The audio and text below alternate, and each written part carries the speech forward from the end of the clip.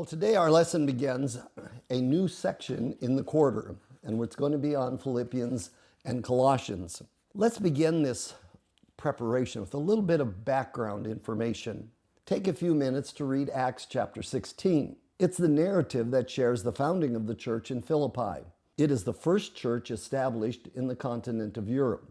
Then read 1 Corinthians chapter 11, verses 23 through 33. This provides a picture of the suffering which Paul experienced while sharing Christ. And keep in mind, this is not a total list. It is just a partial list, okay?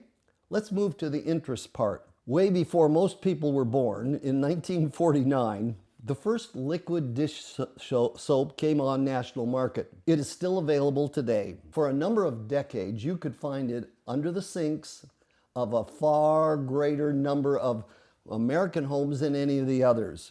It was the dish liquid Joy. It would be a number of years until dishwashers were developed and put in many of our homes. So it was a necessity. Personally, I'm so glad they founded and developed dishwashers. Washing dishes is not even near the top of my list of favorite things to do.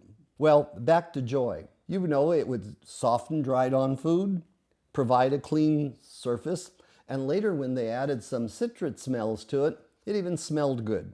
The joy we're going to be talking about in this lesson is of a different type. By the way, joy is the theme of the letter of Philippians. This is so special because Philippians is the one church where Paul does not talk about a major problem. He did have two ladies that were in disagreement, Euodia and Syntyche, but he doesn't expand on it. When you think of these 4 chapters in the book of Philippians, Paul shares not just joy, but abundant joy. It does not stem from his life being easy. He has regularly faced life-threatening situations. Even at the point of writing this letter, he is in a Roman prison, and you note from the first chapter, he's not sure whether he's going to live or die. He finds each option acceptable, but he still has that joy, even in the face of coming martyrdom.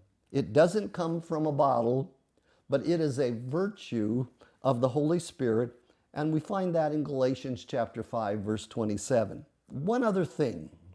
Consider sharing an example of a person, maybe a historical individual, or someone you know, or maybe someone within your own congregation, who demonstrates that same joy in spite of very difficult situations. Hope you enjoy Philippians.